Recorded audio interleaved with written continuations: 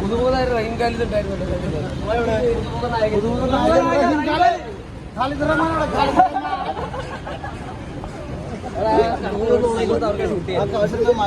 കർഷകം മാറ്റി കൊടുക്കും.